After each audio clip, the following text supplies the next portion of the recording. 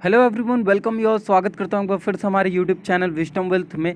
आलोक industries limited, जी हाँ, इस stock की जितनी चर्चा की जाए कम है। अपने आप में इतने दमदार रिटर्न्स दे रहा है ये स्टॉक, और पिछले 1-1.5 महीने में कॉन्स्टेंटली अपर सर्किट लगाते हुए ₹1 के आसपास से आज मैं बताऊंगा, ये मेरा तीसरा चौथा वीडियो है आलोक इंडस्ट्रीज़ पर, और मैं न जाने 18 और 20 रुपये के प्राइस से मैं यहाँ पे आलोक इंडस्ट्रीज़ के बारे में बता रहा हूँ, और तब से ही कॉन्स्टेंटली अपर सर्किट लगते हुए देखा जा रहा है। अब बात करूं तो बहुत लोग का कहना है कि सर आने वाले टाइम में क्या आलोक इंडस्ट्रीज 200 का हो जाएगा, आने वाले टाइम में इंडस्ट्री आलोक इंडस्ट्री वो क्या 400 का हो जाएगा, और सर कैसे हम इसमें ऑर्डर पंच करें, हमको मिल नहीं रहा है। तो सारे विषयों में बात करेंगे इस वीडियो के माध्यम से, लेकिन उससे पहले एक छोटी सी रिक्वेस्ट है कि अगर आपने अभी तक हमारे चैनल को सब्सक्राइब नहीं किया तो प्लीज़ सब्सक्राइब कर लीजिए, बेल नोटिफिकेशन ऑन कर लीजिए, जिससे कि सारे लेटेस्ट अपडेट आपको मिलती रहे। देखिए, टेक्निकल चार्ट के लिए भी बहुत सारे हमारे सब्सक्राइबर्स ने बोला कि सर टेक्निकल चार्ट के थ्रू भी समझाइए,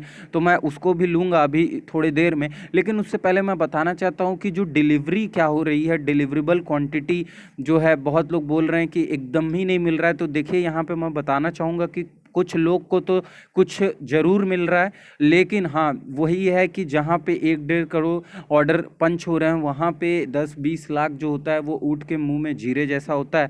इसी वजह से हमको नहीं मिल पाता है। लेकिन तब भी मैं बोलूँगा कि आप लगे रहिए, ऑर्डर पंच करते रहिए, एएमयू यूज़ करिए, बीएससी पर करिए, और कॉन्स्टेंटली 1 से 5 दिन लगातार करिए, और थोड़ा जल्दी जल्दी ट्राई करिएगा करने के लिए।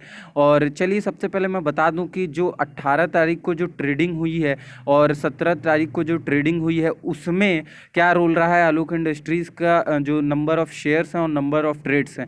तो नंबर ऑफ़ शेयर्स कितनी डिलीवरेबल हुई हैं 18 और 17 तारीख को मैं बताऊंगा। और डायरेक्टली ये मैं बता देना चाहता हूँ, मैं किसी तरीके की ये शीट तैयार नहीं किया हूँ अपने से, ये कोई एक्सेल शीट नहीं है मेरे द्वारा तो तैयार। तो मैं ये एक्सेल शीट बताना चाहता हूँ कि बीएससी के वेबसाइट से ऑथेंटिक और एकदम जेन्युइन मैं लेकर आया हूँ आपके लिए, और आप भी जाके एकदम देख सकते हैं फ्री ऑफ कॉस्ट। तो चलिए, यहाँ पे मैं ओपन दिखाऊंगा इस लेवल पर, और हाई दिखाऊंगा यहाँ इस कॉलम में, लो इस कॉलम में, क्लोज इस कॉलम में, वैप यानी कि वेटेड एवरेज प्राइस इस कॉलम में, नंबर ऑफ शेयर्स इस कॉलम में, नंबर ऑफ ट्रेड्स इस कॉलम में, और total turnover, deliverable quantity, percentage deliverable quantity. जी हाँ, तो देखिए, सबसे पहले 18 की बात कर लेते हैं, और 18 का जो ओपन है वो 36.15, हाई जो है 36.15, लो जो है वो 36.15, क्लोज 36.15, और वेटेड एवरेज प्राइस 36.15। अगर पांचों ये सेगमेंट, पांचों मैं बताना चाहता हूँ कि ये अगर सेगमेंट पांचों ओपन, हाई, लो, क्लोज और वेटेड एवरेज प्राइस सेम हो जाए, तो आप समझ लीजिएगा कि जो डिलीवरेबल क्वांटिटी है वो कहीं ना कहीं 100% है। जी हाँ, आपको इसमें थोड़ी सी भी दो राय नहीं होनी चाहिए कि जब ओपन, हाई, लो, क्लोज एक हो जाए और वेटेड एवरेज प्राइस भी ऑलमोस्ट उसी के आसपास हो जाए, तो समझ लीजिएगा कि जो नंबर ऑफ शेयर्स हैं डिलीवरेबल क्वांटिटी की, वो 100% है। अब आ जाते हैं, बात कर लेते हैं कि उस दिन का जो नंबर ऑफ शेयर्स, यानी कि जो आए थे मार्केट में, कितने नंबर थे उस शेयर्स के, तो उसके बारे में अगर मैं बात करूं तो 20,50,000 के आसपास का शेयर्स आया हुआ था मार्केट में। यानी कि जो ऊपर के लेवल पर जो ऑर्डर पंच हुए होंगे 20 लाख के आसपास, वो ऑर्डर एग्जीक्यूट हो गए होंगे। और नंबर ऑफ ट्रेड्स की वहीं बात करें, बाइंग और सेलिंग की, तो 1505 जो ट्रेड्स थे वो हुए।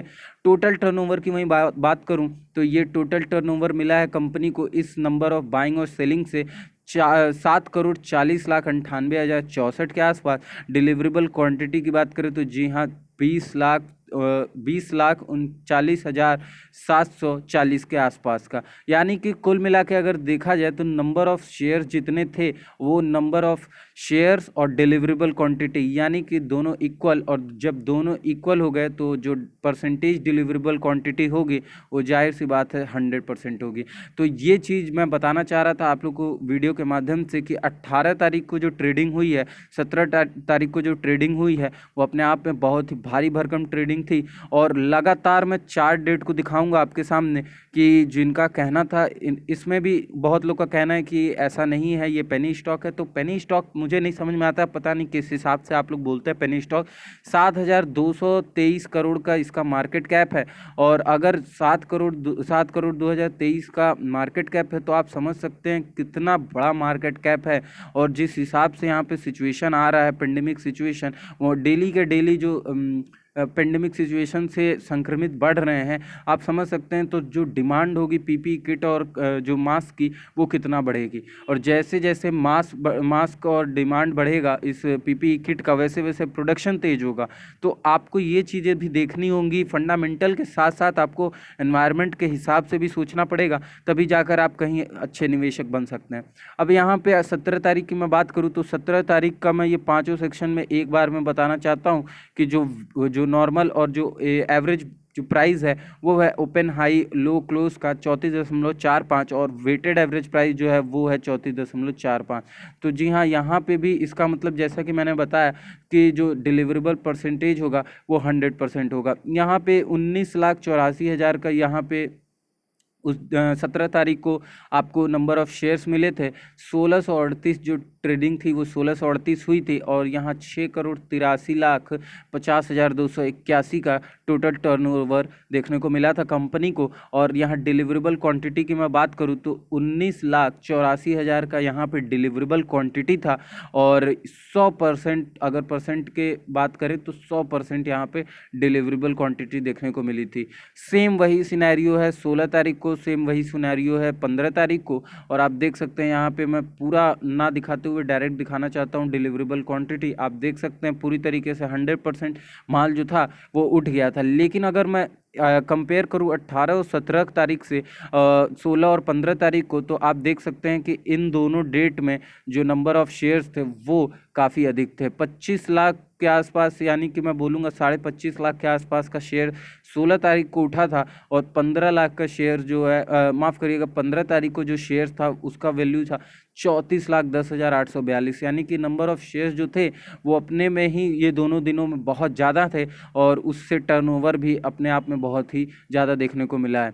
अगर और नीचे मैं बात कर लूँ तो नीचे के सेक्शन में अगर मैं आऊँ तो यहाँ पे देखेंगे आपकी जो नंबर 12 जून की जो ट्रेडिंग हुई है वो बहुत चर्चा में रही है, क्योंकि उस दिन जो ओपन था वो 29.50 का था। 29.85 का यहाँ पे आपको हाई देखने को मिला था। 27.5 पैसे का यहाँ पे आपको लो देखने को मिला था। 29.85 का क्लोज और 29.16 का वेटेड एवरेज प्राइस। जी हाँ, अब नंबर ऑफ़ शेयर्स की अगर मैं बात करूँ उस दिन, तो नंबर ऑफ़ शेयर्स आप देख सकते हैं कि 3,23,26,510 नंबर ऑफ़ शेयर्स थे। यानी कि उस दिन किसी भारी भरकम ने शेयर्स को यहाँ पे बेचा था और 35,650 के आसपास मैं बोलूँगा कि टोटल ट्रेड्स थे, नंबर ऑफ़ ट्रेड्स। यानी कि जो बाइंग और सेलिंग थी वो 35,650 में हुई और जो टर्नओवर मिला है वो 94 करोड़ के आसपास का टर्नओवर देखने को मिला है इस कंपनी को। वहीं अगर डिलीवरेबल क्वांटिटी की बात करें, अब देखिएगा 12 जून को क्या हुआ कि 3 करोड़ तो शेयर्स आए मार्केट में, 3,23,00,000, लेकिन केवल महज 2,13,00,000 ही जो शेयर्स थे वो उठ पाए। जी हाँ, तो 2,13,00,000 शेयर्स जो थे वो केवल उठ पाए। और जो डिलीवरेबल अगर परसेंटेज की मैं बात करूँ तो 65.90 यानी कि अप्रॉक्स 66% का यहाँ हमको देखने को मिला है डिलीवरेबल परसेंटेज। चलिए फटाफट बात कर लेते हैं अब टेक्निकल्स पे कि टेक्निकल्स क्या बोलते हैं और टेक्निकल्स के थ्रू हम जानेंगे।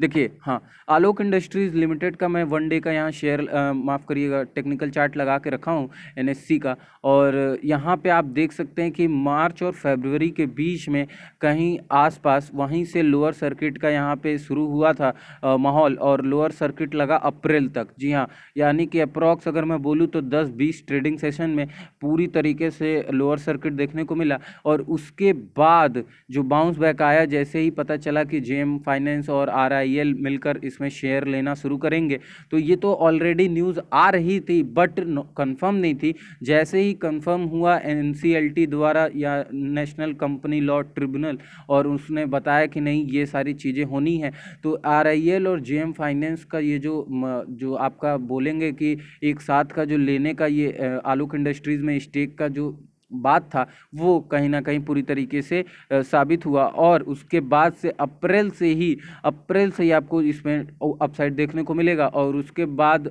नॉर्मल ऊपर की दिशा में वहाँ से चलता चला गया। जी हाँ, आप वो देखेंगे 8 रुपये 7 रुपये के आसपास से ही पूरी तरीके से यहाँ से ऊपर की तरफ देखने को मिला, और फिर कोई लोअर सर्किट नहीं लगा, और ना लोअर सर्किट अब मैं बोलूँगा कि लगेगा आने वाले टाइम में। तो पहले तो पहला टारगेट होगा इसका 100 का, 100 तो जल्दी ही अचीव कर लेना है इसको। उसके बाद फिर देखेंगे अगर सब कुछ सही रहा, नेगेटिव न्यूज़ कुछ नहीं आई, तो हम इस पर अच्छा खासा 200 250 तक भी जाने के अनुमान लगा सकते हैं। जी हाँ, तो अपने आप में बहुत ही अच्छा अभी कर रहा है आलोक इंडस्ट्रीज़, और मुझे लगता है कि आने वाले टाइम में भी काफ़ी बेहतरीन प्रदर्शन करने की उम्मीद है।